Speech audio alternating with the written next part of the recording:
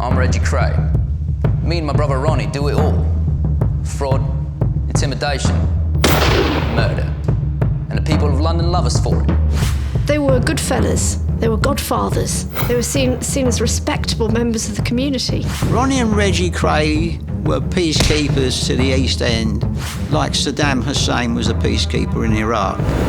It falls to me, Nipper Reid of Scotland Yard, to break the Krays' grip on gangland London. The Krays just thought Nipper Reid was another bribable policeman, but they got that one completely wrong. I'm not a violent man. Unless someone pisses me off. You didn't have to do too much for one of them to attack you, and attack you very seriously. They're vicious, brutal, insane, but they're not untouchable. London's most wanted. The twins have left a trail of terror across East End gangland. The Krays had taken on society. They defied all the rules. Those coppers think they can bring down our firm. Think again. We own the police. We own London. Just like Lucky Luciano owned New York. We ain't going nowhere, Nipper.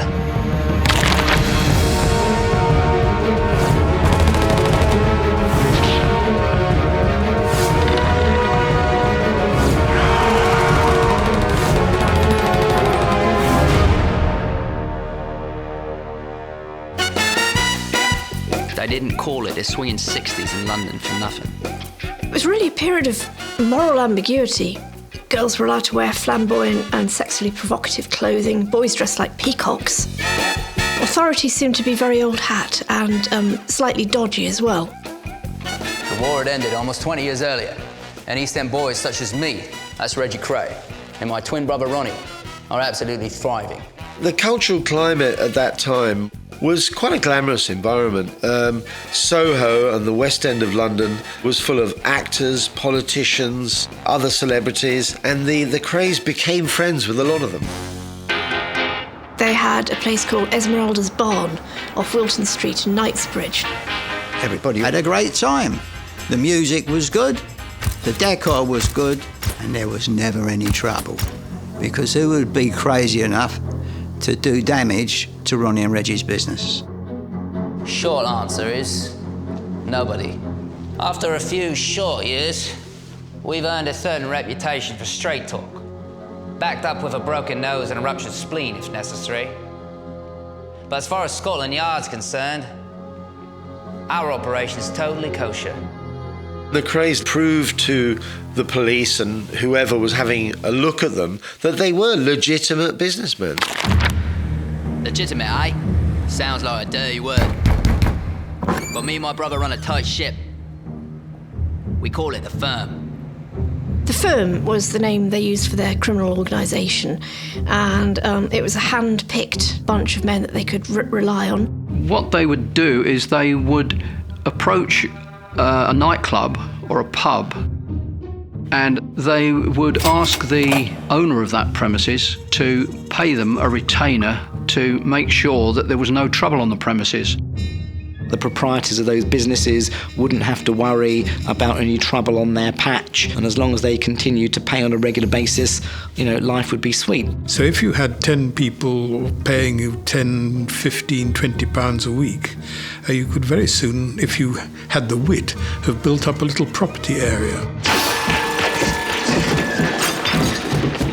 And the idiots who don't pay, well, they would send in some of their gangs, some of their enforcers, to start fights in the club or the pub, and the owner would then realise it would probably be a good idea to start paying protection money.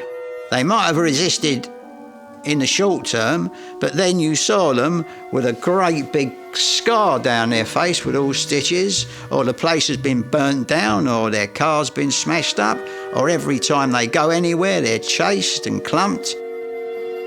and if that doesn't work, a nightclub owner who wasn't paying or couldn't pay, the price from that, apart from a good beating, might be confiscating his business and taking over his club. They quickly let it be known by their word and by their deed that they wanted to be the kings and rulers of the East End. And by 1964, we were. In fact, Only one other gang has the stones to oppose us. The Richardsons, led by those South London wankers, Charlie and Eddie Richardson. I think the difference between the Krays and Charlie Richardson is that Charlie's villainy was business. The people whom he was alleged and convicted of attacking and assaulting were all people whom he believed had cheated him in some way or another. It wasn't just done for the fun of it. The Richardsons don't go in for fun. As for us, we like to mix business and pleasure. And if people get hurt, so bloody be it. Take George Cornwell, for instance. He was an enforcer with the Richardsons.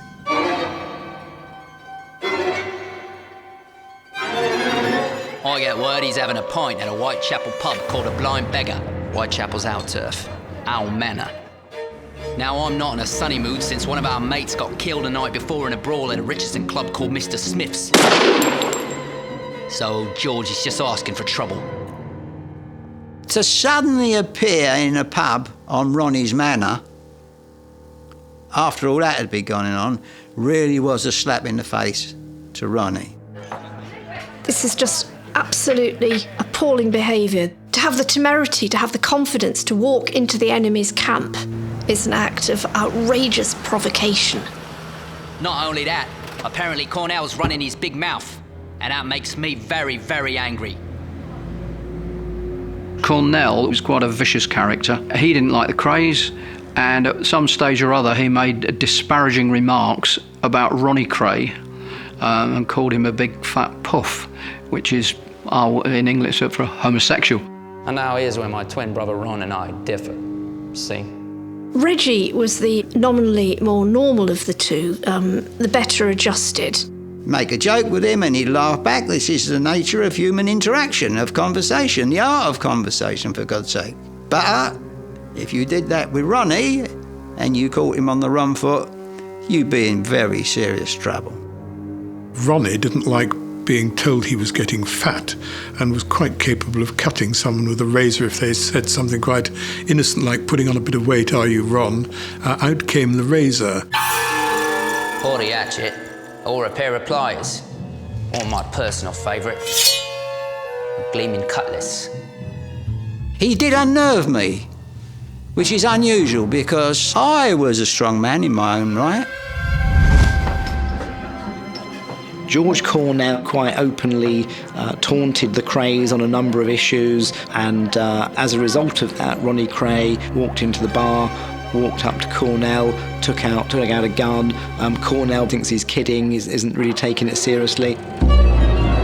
And George turns around and says, "Oh, look who it is." And these are his last words because he's gunned down. He'd injured people before, he'd beaten them before.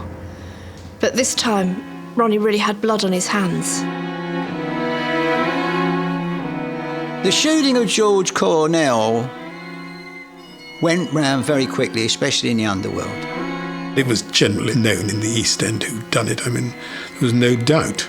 After that, pressure was put on the police, and that's where Reed came into it. My name's Leonard Reed, but everyone calls me Nipper.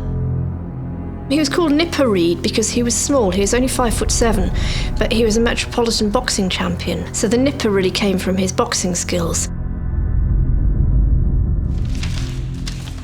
I'd crossed paths with the Kray twins 2 years before Cornwell's death, when we tried to nail him for racketeering. Not quite the knockout punch we'd hoped, not even a glancing blow. They got away scot-free on a courtroom technicality.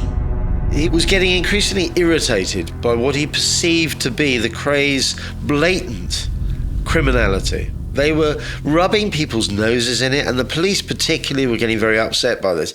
We know likely shot George Cornwell. Problem is, no one will talk. There were very few people in the pub, and anyone that was in there, first of all, said, "I didn't see anything at all." When asked why he wouldn't come forward, one of the witnesses said, "Because I don't like the sight of blood, particularly my own." People are obviously in fear of their lives. For the first time, Ronnie Kray has not only killed somebody, but killed them in an open public space. People knew that if they dared to speak out against the Krays, they probably wouldn't live to tell the tale. Nipper Read, realised that he was going to have to go down to the level of the Krays. He was going to have to be, in some ways, as ruthless, because that was the only way he was going to bring them to justice. Cornwell's killing isn't the first time blood is spilled in an East End turf war. It won't be the last. I'm going to send a message to the Krays that on my watch, violence doesn't pay. And I'm going to send it in the only way they'll understand.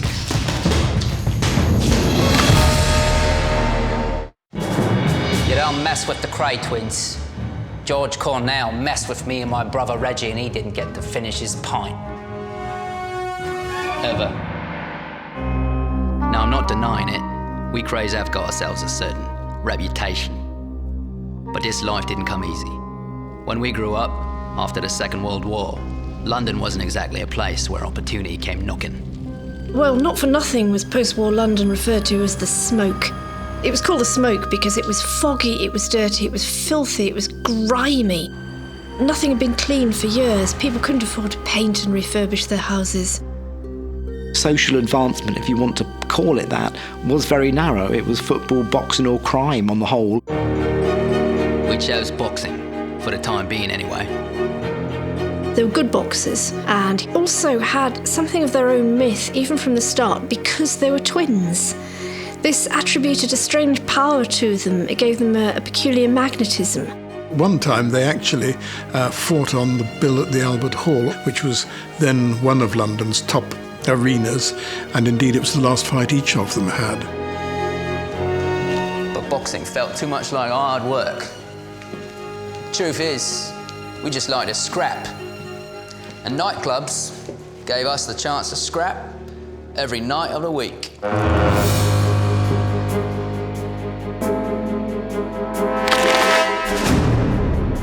One night, outside Barry's nightclub on Mare Street, we might have got a bit carried away. The reputation of the Kray twins was they were people not to mess with. Reggie would be the diplomat to a certain degree. Ronnie was the one who would punch first and ask questions later. He was always quick-tempered, aggressive, violent, resorted to his fists more often than was necessary. You didn't have to do too much for one of them to attack you, and attack you very seriously. After the scrap on Mare Street, we were charged with grievous bodily harm. But it turns out, our reputation made sure the charges didn't stick. By the time the case came to court, one girl had been threatened with a slashing, others had had letters written to them advising them not to give evidence, and the whole thing fizzled out and they were acquitted. In that moment, we discovered something we didn't even know we had, and that was power. By the time the grimy 50s gave way to the swinging 60s, Reggie and I find favour amongst our own, being keepers of the peace. On one level, they were like an alternative police force, because people said you could leave your doors and windows open. If anything happened to you, the Krays would know about it and they'd punish the perpetrators. They were good fellas. They were godfathers, seen as respectable members of the community. Ronnie and Reggie Kray were peacekeepers to the East End, like Saddam Hussein was a peacekeeper in Iraq. And any peace that they would keep would probably be a peace that they'd already broken themselves in the first place. We're kings of the castle, until we buy off a bit more than we can chew. We was teaching a lesson to the Watney Streeters, a wayward bunch of louts who controlled the dogs. When the boys in blue showed up, we ended up getting charged once more with grievous bodily harm. Reggie was acquitted. He'd got some blood on his tie, which he said came from a boxing match he'd been witnessing, and there was no DNA in those days. But the bastards got me for possession of an illegal firearm, even though I never even used it. Ronnie had a loaded Luger pistol with dum-dum bullets in it, so there wasn't a lot of defence to that. He got 3 years. So while I go inside for that little Luger, Reggie's still a free man until he gets picked up on a blackmail charge. Reggie gets 18 months for that. Of course, they met other criminals in prison, and they sharpened up their skills as criminals. If you don't know about housebreaking, if you don't know about this, that and the other, you most certainly will by the time you come out. Well, the Krays are cooling off in prison, I'm making a name for myself as one of London's most honest coppers. He was straight, he wasn't in the pay of any of the criminals, and he was totally dedicated. He had no other interests. He had a wife and a daughter, satisfactory family life. But his life was what we call the job. Who knew the job was about to get a lot more complicated? When the Krays came out of prison, they were ambitious.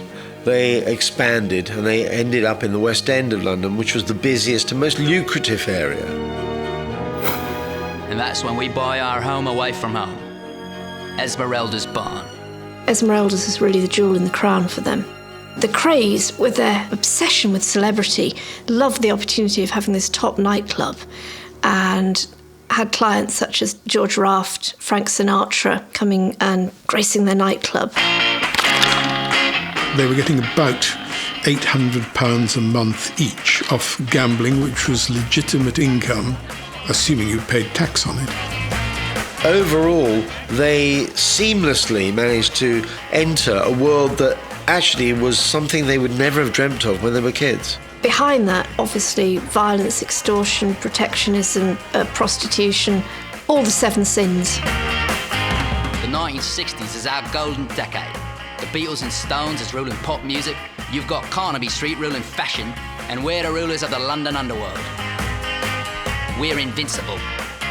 The Krays enjoyed the limelight. They thrived on it. They got off on it. They liked the fact that people knew who they were. They were famous. They were almost as famous as the actors and politicians that they hung around with.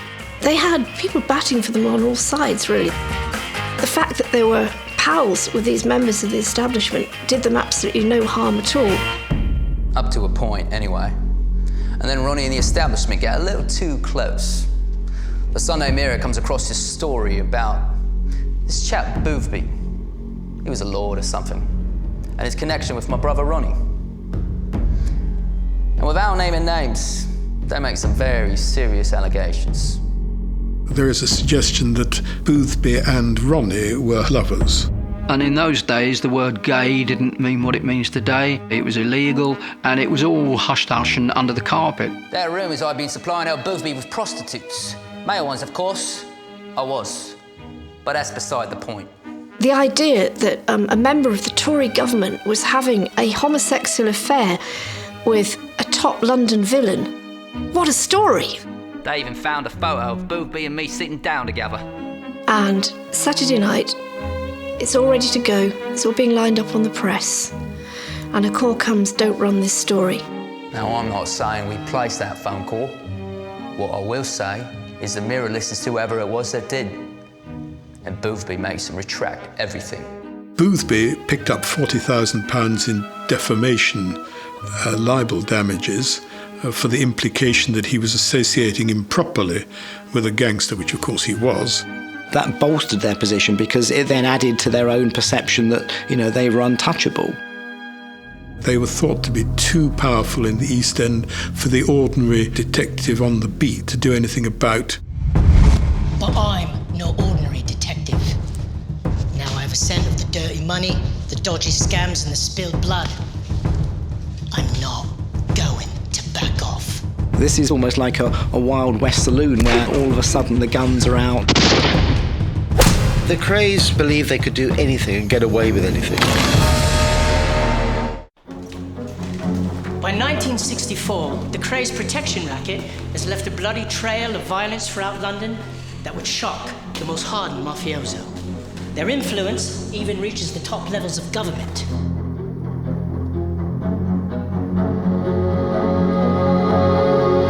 Most other criminals keep to the shadows. But if you're looking for the Krays, all you have to do is follow the pop of the flashbulbs. The Krays are living out their fantasy of being celluloid Hollywood gangsters. Nipper Reid said once he saw Ronnie arrive outside a pub and the door of the limousine was opened and Ronnie steps out and he's wearing this really expensive cashmere camel hair coat, beautifully made shoes, a beautiful jacket. And the crowds just part, they're in awe. He modelled himself on Jimmy Cagney. Camel hair costs money. The Krays are making pots of cash from protection rackets and worse. All of it run by hard-knuckled fear. I start doing the rounds of the pubs and clubs, looking for evidence of extortion. He tried to get into their protection rackets. Reed went and saw all these people, but not one of them would say that they were paying the Krays any sort of money at all.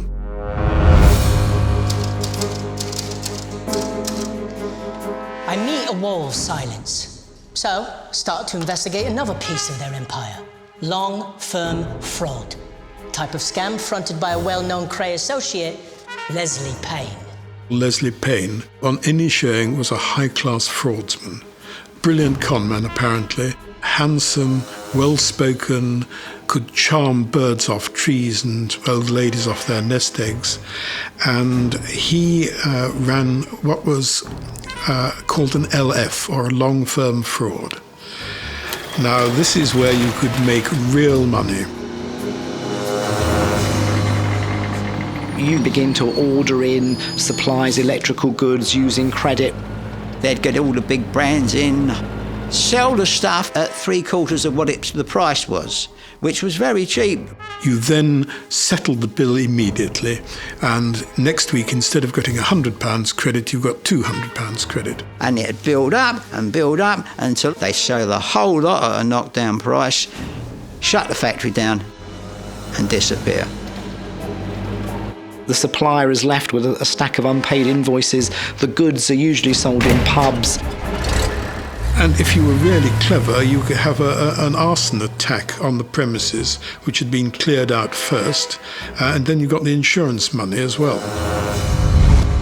The Krays make a fortune, all thanks to their man Leslie Payne. But I was onto them. He began to chip away at the long-firm frauds, and he had some success with that. Eventually, something like 28 people were arrested and prosecuted. These, of course, were the small fry. These were just the front men. He wasn't getting anywhere near Leslie Payne even, let alone the Krays. What he's doing is really waiting, in a sense, for an opportunity, building up the contacts, persuading people that they should come forward and sort of tell what they know. And then, after months of investigation, I strike lucky. There was a fellow called Hugh McCown who owned a club called The Hideaway in Gerrard Street. He said that the Krays had wanted 25% of the takings, of the ownership, and he was prepared to go to court to say so. McEwen was the man I needed, a victim who's ready to take a stand against the Krays. When we catch wind of what that geezer was saying, we weren't just going to sit back and take the abuse. They smeared that witness in the most extraordinary manner. It was discovered that McEwen was a practicing homosexual, which of course was illegal, apart from anything else. They throw a lot of mud, and it sticks. Said he'd been in mental hospitals too. After the court hears all that, our case falls apart in 5 minutes flat. And the judge effectively stopped the case, said to the jury, "Do you want to hear any more?" And they said, "No, we don't." The Krays were, by this stage, all-powerful. They believed they could do anything and get away with anything. We weren't just going to stop at discrediting a witness. We set our sights on dirtying the reputation of the very man hot on our tails, Nipper Reed. The Krays had a victory party, and they put it out that Reed had been there with them. So the Krays insinuated that Reed was a bent copper. It was our way of letting little Nipper Reed know. You don't mess with the twins. And for 2 years, no one did mess with us. Life was good, business was good. Until that night in Catford, when a bit of strife between our firm and our old rivals, those scummy South Londoners, the Richardsons, start bubbling over.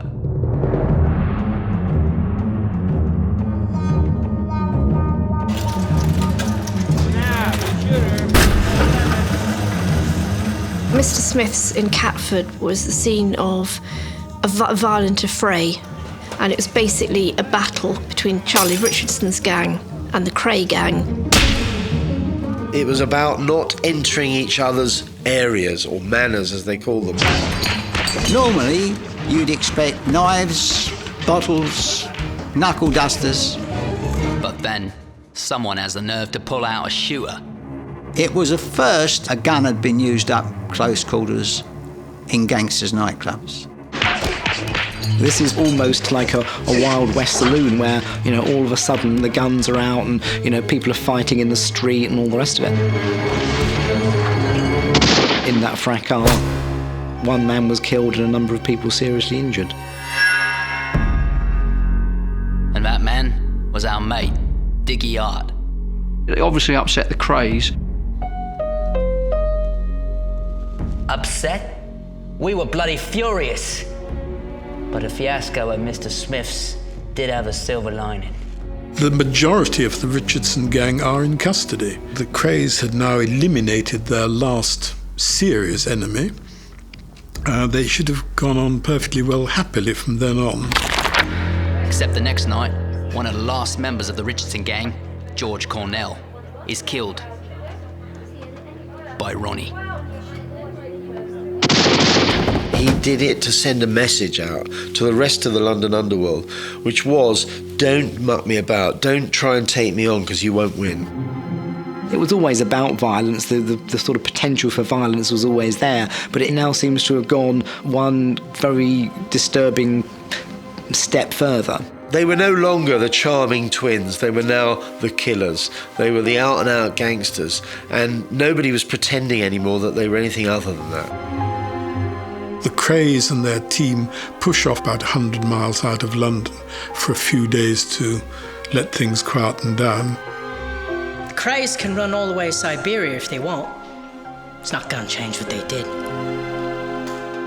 No longer could the police sort of play at investigating them. They actually had to get results, and there was a lot of pressure put on the police to bring the Krays in. From the political side, they said, we want rid of them. They're the Krays in one corner, with me in the other. And I plan to be the last man standing. Reed is now in the murder squad. He's one of only 12 top detectives in the Metropolitan Police at Scotland Yard who can investigate crimes of this depth and seriousness. The Krays just thought Nipperee was another bribable policeman, but they got that one completely wrong. They misjudged him. They didn't seem to appreciate that not all policemen were crooked, and that made Nipperee very scary for the Krays. Everyone's screaming murder. Everyone knows the Krays are guilty as sin, but no one's willing to stick their neck out and say it. It's up to me to change their minds. The Kray twins started out using their fists. Then they moved on to razor blades and knives. Now it's a Luger 9mm, and George Cornwell's 6 feet under with a hole in his head. I need to find something that will finally stick to the Krays. I think the way Reed sees it is that it's very much a long haul. It's all about winning confidence and contacts with people in this fraternity. We know Ronnie was in the Blind Beggar on the night George Cornwell was killed, but I hit a wall. Barmaid won't identify anybody. One of the men in the pub deliberately makes a misidentification, and the third possibly genuinely says, I can't actually say who it was. Vast majority of people wouldn't say a word for that simple reason. They would know what the consequences were. Where we come from, there's a code. We look after our own. Now it's their turn to return a favour. Especially when the rest of the world thinks you're nothing but a monster. After the Blind Beggar, the Krays' media coverage changed enormously. It went from them being businessmen who owned nightclubs to being out-and-out criminals. Now the Krays were losing their status in the East End, and there were signs that the community were not happy with them. It's time for a makeover and to bring in more muscle. For reasons best known to himself, Ronnie decided that he wanted to spring a gentleman called Frank Mitchell, aka the Mad Axeman, from Dartmoor Prison. Frank Mitchell is this larger-than-life character. He's a monster of a man. He got his name because he'd broken out of prison and terrorised a middle-aged couple with an axe. Despite his checkered past, Frank's a popular man round our way. and he's someone who might prove useful. If the Krays could get him out, this would be a grand coup for them to be restored to favour in the community of the East End, and they would look good. In fact, springing a mad Axeman from Dartmoor is the easiest prison break in history. He just wandered off from his work detail out on the moor, and we have our man pick him up in a van. Bring him back to a safe house in the East End to lay low for a while. They find a nightclub hostess whom they more or less kidnap and give £100 to be with Mitchell for the week. But Mitchell discovers he's only exchanged one prison for another, because he's not allowed out. By this point, Mitchell was beginning to live out his moniker as Mad. He's now starting to threaten to go and see the Krays' mother down the East End and go and visit one or two of their clubs. It's getting harder and harder to contain him. What are we going to do with this guy? You know, we can't control him. It was a complete fiasco. Now, you can threaten our business, threaten our mates, threaten us. But you threaten our mum? Now that's just crossing the line. He was put in a van on the pretext that he was being taken to another safe house. So we make what's called a life-altering decision. As he got in the back of the van, they shot him in the back of the head. Like a dog. What choice did we have? We didn't want the Axeman crashing around our firm like a bull in a bloody china shop. Unfortunately, some of our associates thought we'd gone a bit too far. This kind of starts off a little ripple among people in their circle thinking, you know, he's one of us, he was part of the criminal fraternity, look what happened to him. Could that happen to us? We heard that George Cornwell had got murdered. Big, violent guy, goes with the territory. You can't expect people to cry too many tears. The murder of Frank Mitchell was a liberty of the greatest magnitude. So everyone's getting their knickers in a twist over Mitchell's unfortunate demise. In particular, this wanker, Leslie Payne, the brains behind our long-firm frauds. Reggie is drinking like a fish. Ronnie is drinking very heavily and on drugs. They're now becoming paranoid that Leslie Payne has turned against them, and they decide he has to be killed. This is insane. Inhuman. Now they want to kill Payne. They've completely lost the plot. This job won't be so straightforward. We need someone who knows the ropes, someone dependable. Jack the Hat McVitie was a reliable acolyte of the twins. They'd often used him for various things. They'd even suggested that he'd be a hitman and all the rest of it. So they give him £100 with 400 to come when he does it. He goes to Payne's house. Mrs. Payne says no, he's not in, and McVitie retreats, but instead of giving the £100 back, saying, oh, he's gone on the run or something like that, boasts that he has taken the twins for £100. So Reggie decided that Jack the Hat was going to die. It's probably a watershed moment because Ronnie kind of takes this view, well, I've done my murder now. You know, Reggie, you need to do yours.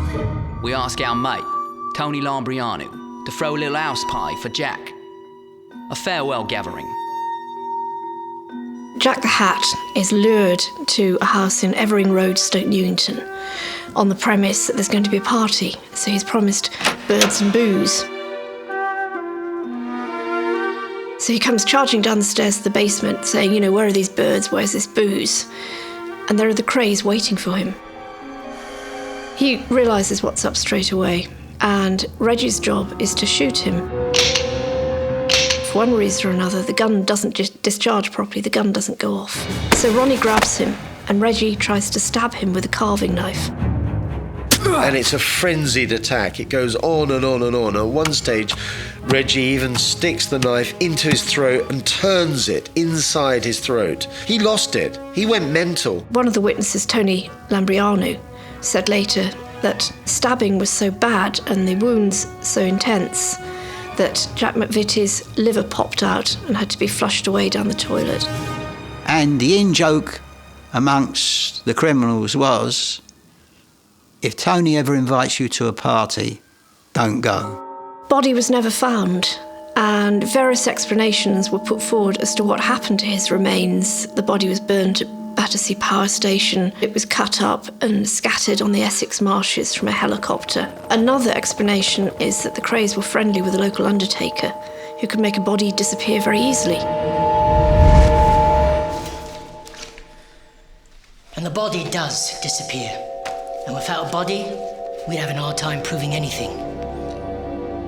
It's around about this time that the firm begin to question Ronnie's sanity, if not Reggie's, because Reggie is starting to act pretty strangely himself. No longer was he Ronnie's minder. No longer was he the sensible one of the two brothers. He was actually proving to be just as psychopathic as his brother. And this is when the rest of the firm start thinking, well, maybe this is time for Ronnie's side or Reggie's side. Maybe we should just get rid of them. One witness said that he was thinking about it. They were sitting in a car one night, and Ronnie always sat in the front passenger seat. And it would have been so easy, you know, just get your gun out, shoot him through the back of the neck. But, as worried as the members of the firm are, the fear of the Kray twins keeps them in line. I think, as with any successful coup, you need a group of people with you. You can't just act alone.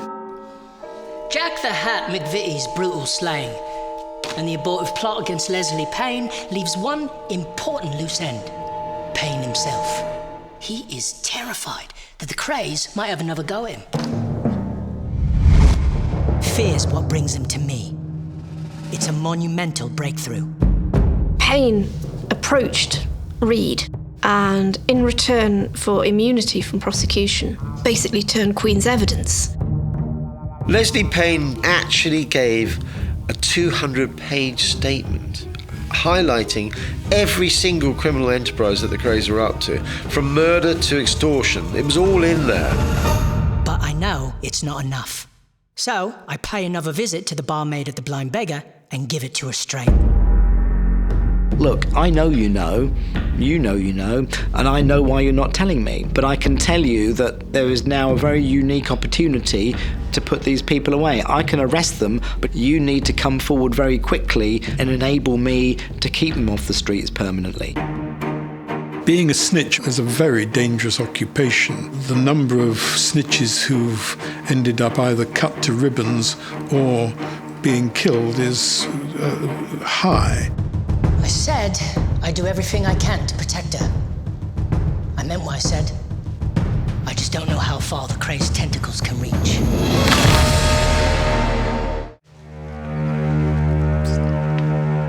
We were kings of the East End, but by 1968, the East End is turning against us.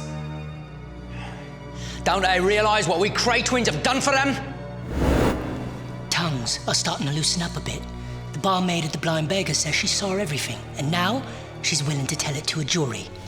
She is still absolutely terrified, but Nipper Reed gets her confidence that she will be protected. I'm not content with merely solving the George Cornwell murder.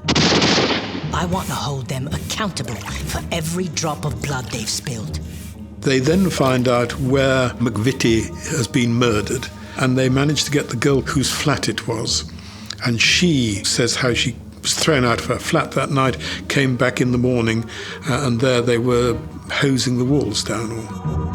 Too many people had seen too many things that had gone on. Reed knew from the start that it was a gamble, and the gamble, of course, was that once he had the Krays under lock and key, the witnesses would then be on the spot. There's no guarantee in advance that these people are actually, going to put pen to paper.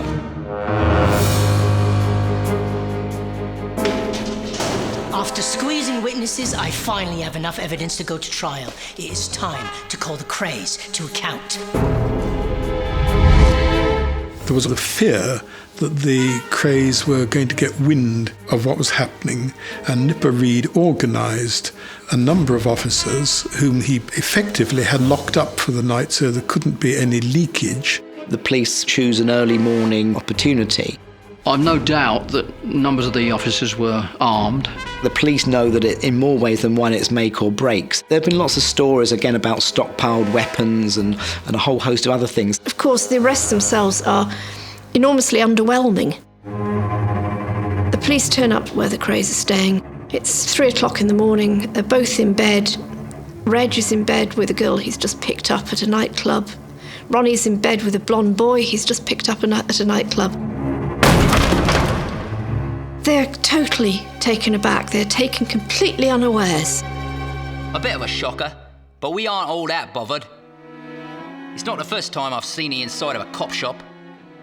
They were then taken off to West End Central. The members of the firm who've done the donkey work going around the clubs collecting the money, one by one they're reeled in.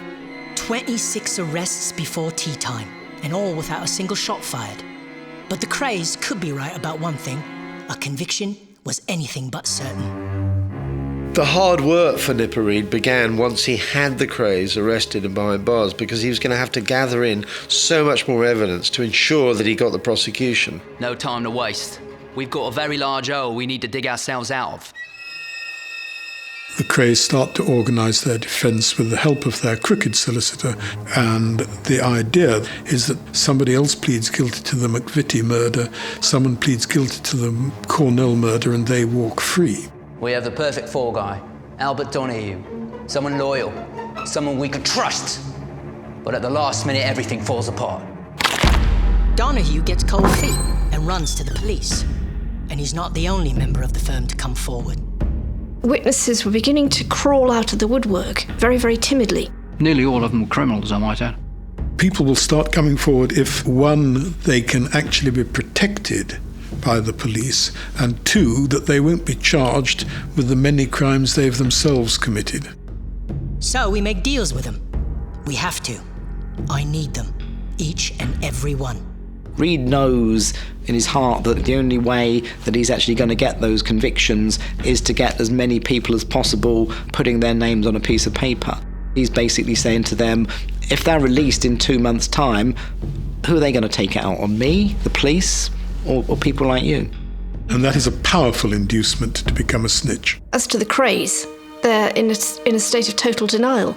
They just deny everything once they're in court. The Krays think that they can still get away with it. They're still fairly well off. They can afford to pay top lawyers. The twins change their tune, though, once some very familiar faces take the stand, such as their own man, Leslie Payne. Each every day that goes by, they realise there's only really one way this is going to go. The verdict? Guilty as sin. The sentences were life with a minimum of 30 years for each of them. The part of the sentencing that must have hurt the most was that the Krays were separated. They were put in different prisons. It was quite torturous. They were the two brothers who'd stuck together through thick and thin, and now they were apart. Ronnie eventually is sent to Broadmoor, which is a secure mental hospital where he stays for the rest of his life in some comfort. It took some brave men to put an end to the Krays' reign of violence. In the end, loyalty means nothing. In the end, all they had was each other, and it wasn't enough. Reed played a long game. He realised that in order to secure the conviction of criminals of this magnitude, he couldn't just run in overnight. And the temptation to run in there and do something must have been almost overwhelming. So an enormous amount of patience and fortitude.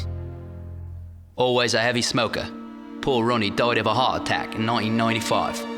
Well, he's a good brother, he's very loyal and he's very generous. I know he's at peace, that's the main thing.